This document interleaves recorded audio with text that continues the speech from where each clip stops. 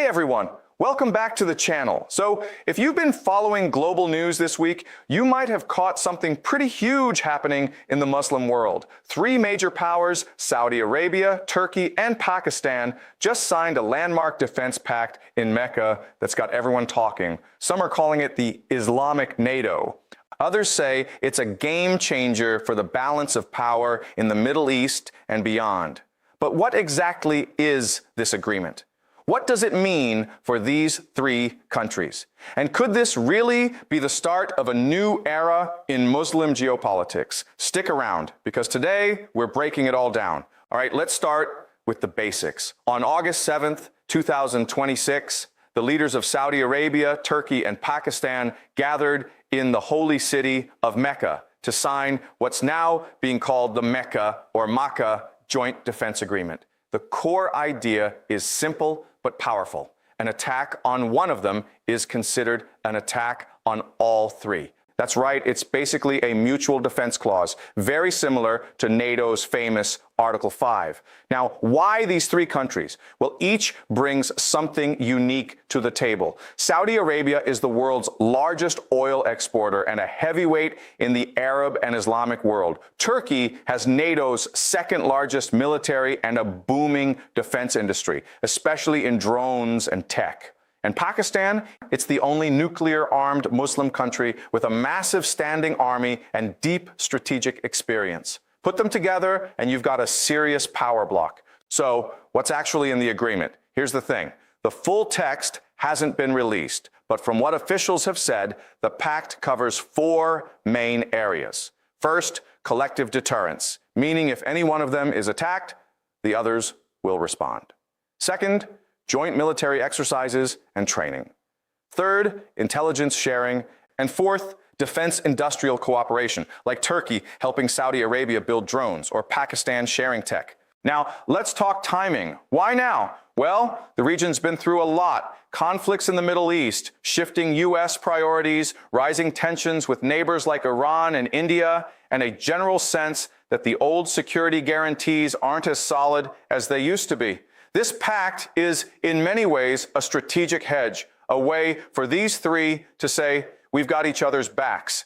And it's not like this came out of nowhere. Saudi Arabia and Pakistan actually signed a bilateral defense deal back in September 2025. This new agreement just expands that to include Turkey, making it a trilateral powerhouse. Okay, so what's happening right now? As of mid-August 2026, the three countries are already moving fast. Turkey's defense ministry announced they'll be setting up senior ministerial groups, holding joint military exercises and deepening defense industry ties. Pakistan's foreign minister has said the pact is purely defensive and open to other Muslim nations joining in the future. There's also been some interesting reactions. Some analysts are calling this the birth of an Islamic NATO. Others are more cautious, saying it's a strategic alignment, but not a full-blown alliance yet. Either way, it's clear this is a big deal. Now let's get to the juicy part. What's the future of this pact? Could this really become an Islamic NATO? Well, here's the thing. NATO works because its members share not just security interests, but also political values, integrated command structures, and decades of trust. This new pact is more like a starting point. It's a framework, not a fully operational alliance. But the potential is huge. Imagine joint military exercises between Turkish F-16S, Saudi air defenses, and Pakistan's nuclear-capable missiles. Or defense tech sharing, Turkish drones, Saudi money, Pakistani manpower, or even intelligence cooperation on regional threats. If these three can coordinate effectively, they could become a major force in shaping security from the Middle East to South Asia. And let's not forget the symbolic power. These are three of the most influential Muslim countries representing different sects, regions, and strategic cultures. If they can work together, it could send a powerful message about Muslim unity and self-reliance. But there are challenges too. Pakistan and India have a long history of conflict. Turkey has its own tensions with Greece and Cyprus. Saudi Arabia is navigating its rivalry with Iran. And all three have different relationships with the US, China, and Russia. Balancing all that won't be easy.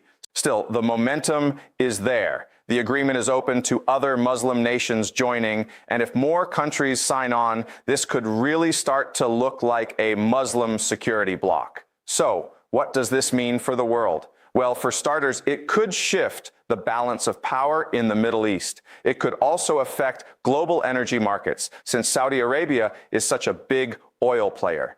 And it could change how the US, China, and Russia think about the region. For these three countries, it's a chance to assert more independence, protect their interests, and maybe even shape a new kind of Islamic cooperation. Whether it becomes a full Islamic NATO or just a strong defense partnership, it's definitely a story worth watching.